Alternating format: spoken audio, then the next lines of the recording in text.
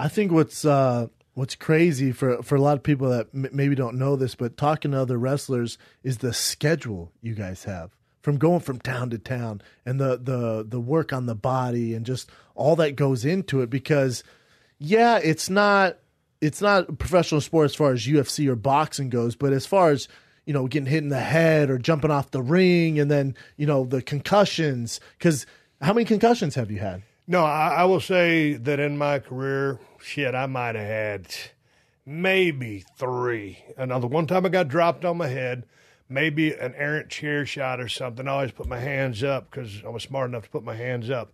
So that wasn't an issue for me. To me, really, you know, and a lot of guys have different styles. And I was more of a pure wrestler trying to clone Ric Flair because he was he's the greatest of all time. I tried to emulate his style. When I created the ultimate body of work, I did that as Stone Cold Steve Austin, who was more of a stand-up brawler. So that was my system. You got some of these guys who you would consider cruiserweight guys, you know, your 200-pounders, 210, 180, in that vein. And they do all this, fast-moving stuff. Man. So those guys are more, closer to be getting – concussions and stuff like that. When Daniel Bryan told me he had, I don't know, 15, whatever it was. Jesus. It's all the missile drop kicks when you're landing on the damn mat and stuff like that. And, you're that move is taking more out of you than the guy you gave the missile drop kick to. So I always tell people, if you got a shitload of concussions, other than the cruiserweight style, you were doing something wrong. Because, it's supposed to be at work. Yeah. If every time you go out you get concussed, you ain't doing something right. Well, we'll put it like this, Brandon. If you go out, every time you go out, boom, you get knocked out inside of 1 minute, you're doing something wrong. Yeah, well, I think I retired. No, you get what I'm saying? No, I hear you. Yeah, change. Yeah, change, man. Yeah, because when I think people think, they know what's coming, this is scripted, stuff like that. But when you hear the schedule and that stuff, like when you're on the road, how many days out of the year? Check us out. I was thinking about this the other day. I'm glad you had me on your show. I was thinking because someone was talking about the business. I think it was that one time when Conor was riling up everybody in the WWE. He sent some tweets to him, whatever. And a lot of the guys just started shitting on him and responded to him. And I was like, man, the dude's a wrestling fan from way back. Yes. And he's a great fighter, and I love to watch him. I'm looking forward to see who fights out the 1 and 2 coming up on UFC 209. But I tell you, it'd be like this.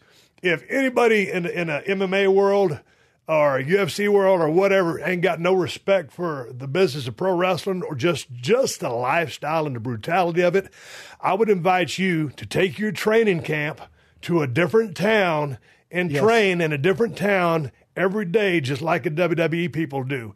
Just follow them around and train in different camps every single day, then go home on a couple of days that we give you, and then get back on the road, take that training camp, and get ready for a big-ass fight.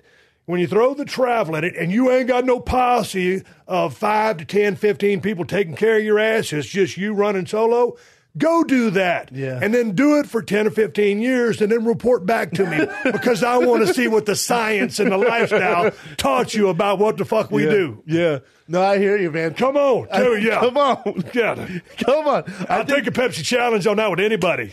I don't want that. And here's the thing. You take different kinds. Man, if I was to haul off and hit you right now with a working punch, I would hope that you would barely feel it, and I'm barely going to feel it because we're trying to go down the road and take money. Yeah. Make money together. We're using our bodies. I trust you. You trust me.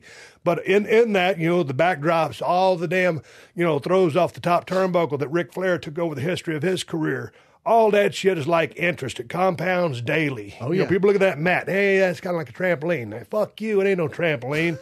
You land wrong. And all your vertebrae and everything gets all twisted up. It's the toughest job I ever had from just a travel standpoint, just being in the grind. Dude, I've dug ditches. I've worked on lease crews, college football, clean up stuff, college football. I've done all that. It's the most fun job I've ever had being a pro wrestler. But goddamn, it's a tough way to make a living. Make no mistake about it. Yeah. I think a lot of people do make that mistake. And whenever I talk to anyone, CM Punk, Eve Torres, they went just the traveling, like the night after night, keeping up with the pace. I couldn't do it anymore, man. It just wasn't for me. I was just at the Staples Center talking to Kevin Owens on my last podcast. It was good catching up with him. And when I get there, man, I'm full of piss and vinegar. I'm looking forward to seeing all the guys and girls, but I'm just there to do business, do a podcast. Yeah. Man, I look at these guys and, they're pretty weary, from being on the road. And that night, right after the match is a television tape, and they're going to Germany for 4 days, come back, and then I think they're home for a day and a half and they get back out on the road. So, man, I look at those guys, and I've been in their shoes. I've been there and I did it. And people always ask me, man, what do you miss about the business? I miss the crowd. Yep. I miss the boys. And the money is a whole different thing. But it's the crowd and the boys is what you miss. Now, the travel, when you're doing it, that's what you do. So it ain't nothing but a thing because that's what you do. When I used to go home, I put my suitcase by the washing machine. I just wash what was dirty and throw the same shit back in there because you're in a different town every goddamn day. Nobody gives a shit, what you're wearing, but they didn't see what you wore the day before. Yeah. And if you've ever seen me in L.A., I wear the same shit every day in L.A. too. When I go buy shorts, I buy 10 of something. I wear it every day. But when you get home, man, you're home for a day and a half and you're ready to get back on the road. So, because you love it. But so you turn into a road warrior and you kind of just go through to me, I speak for myself. I went through life what I call zombie mode. I'm fully functional, make all my decisions, do life, have fun. But dude, I'm ready to get back on that road. I was a machine. Work through injuries, do what it takes, make your towns, be accountable, do your part for the company. But once you get away from that, like when I dropped out and quit, dude, I stayed in San Antonio. I hunted and I fished and I drank. For how long? 3 years. And then when did Hollywood come calling? Because that's when I decided, dude. I woke up and said, "Hey, dude, you're cool, but you better get your ass to L.A. and do something." Because I'd filmed some Nash Bridges way back in the day, and I enjoyed that process. And I said, Rock wanted to get into movies. Rock planned his exit from the business. All I wanted to be was a pro wrestler. No less, no more. You didn't think anything about after the wrestling? No. Well, I saved my money so I could retire. Yeah. But, after 3 years of sitting on your ass doing stupid shit like that, it's like, okay, I was driving a forklift before I got in the wrestling business, loading, unloading heavy shit, on trucks at a freight company. I'm good at manual labor. But, after being, on top of the world for 13, 14 years in business of pro wrestling, man, I don't have that same desire to go back and drive that forklift. Probably not. So based on the fact that I did have some following and a name, I came out here, did some fucking low-budget movies, independent movies, whatever you want to call them, and started doing reality TV. And that's when I really found what I like to do, found my podcast. So now that's what I do. But my transition out of the business of pro wrestling was along the lines of a lot of other guys that don't know where to shit or wind their watch. There was a big void, left there. As much as I say how hard pro wrestling is, I loved being a pro wrestler, so it was hard to get away from that for me, and that was my coping mechanism. I still lived in that. I still lived the lifestyle, and sometimes, when I got my nut cut on, I'd make a 40, 50-mile road trip just to go to get a Sonic jalapeno burger and drive back just so I could feel like I was driving to a town. Yeah. But anyway, so that was how I decompressed from being in the business, and now as I speak to you, I'm in total civilian mode now. Yeah. I don't give a shit about traveling. Yeah, traveling's the worst, especially after doing all that traveling. So obviously the life on the road's so difficult. Being a professional wrestler obviously difficult.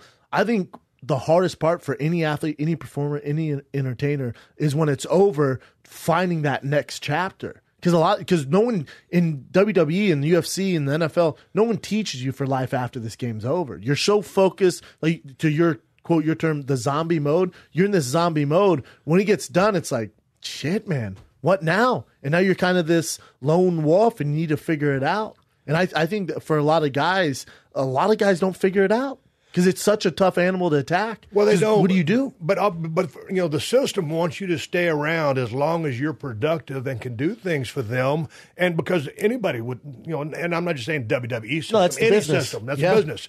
And then on the other side of that is like, how long can I do this? And man, I want to keep going. I'm going to stay here until they run me off. You see, you can't so have they ain't that, got plan B. Because there's negative returns, especially in my business. You see guys who, Anderson Silva, Chuck Liddell, there's guys who stuck around a little too long. You're like, come on, man, this isn't good. Let me ask you about Anderson Silva, though, sticking around too long.